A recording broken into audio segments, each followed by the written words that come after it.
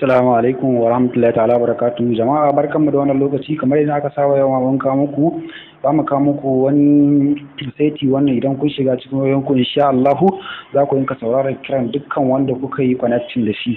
Alal misali yanzu a ce wannan wayar ka ce har ma da wato ainihin hiding na number. Wasu wayoyinsu suna hiding number ba tare da sun san me dalilin da yasa yake hiding ba. Insha Allah a yau duk zamu nuna muku yace za a yi ka koyi waɗannan abubuwan ba tare da ka sha wata wahala ba.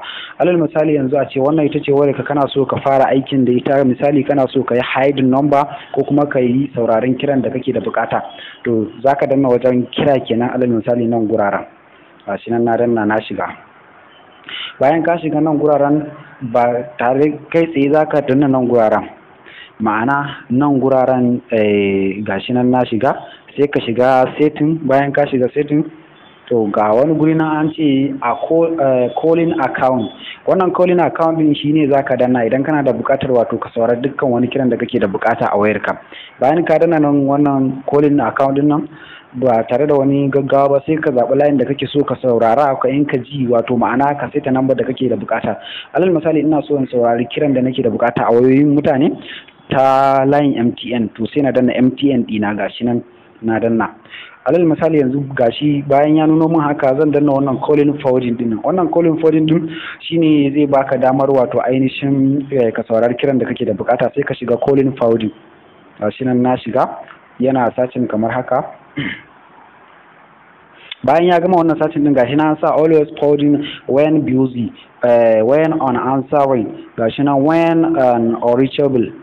To dukkan wanda ba shi, amma wanda zaka zaba wanda yafi kowanne anan shine always forwarding din nan. Bayan ka dana always forwarding, ni gashi nan na shigar da wata number ga ta nan tawa alal misali haka. To yanzu kawai da nan tana da bukatar zan kunna, kawai zan sa turn on. Da na danna wannan turn on din gashi nan yana updating setting.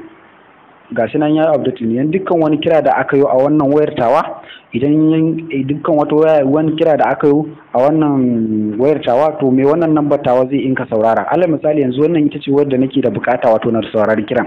To yanzu dukkan na sa number ta ne wanzu wannan a wannan wayar na yi setting. Yanzu dukkan kiran da ya shigo wannan wayar ni zan saurare ta a wayata ɗaya wayar kenan, ma'ana wata wayar tawa ta gefe zan saurara tunda na shigar da namba ta a wannan wayar. Alal misali yanzu kuma kana da bukatar a ce wayarka tana ɓoye maka nambobinka, to yanzu ga yace zaka shiga kai tsaye kai maganin wannan matsala. Sai kai ga additional setting. Bayan ka shiga additional setting gashi nan zaka shiga caller ID. Bayan ka shiga wannan caller ID gashi nan zaka ga an sa network default, gashi nan hiding number, show number. Dukkan wani ka zaba. Yanzu idan kana da bukatar ka boye number ka, to zaka danna wannan hiding number din ne. Idan kana da bukatar kuma ka nuna number ka zaka nuna wannan show number din. Dukkan wanda ka zaba yayi, amma menene ka bar shi a network default. Dukkan wanda ka zaba yayi. Yanzu ina da bukata a ce yin hiding number ta, to zan yi duk number da na kira da wannan wayar tawa ba za a ga number tawa ba tare da na yi aiki da wasu nambobi ba.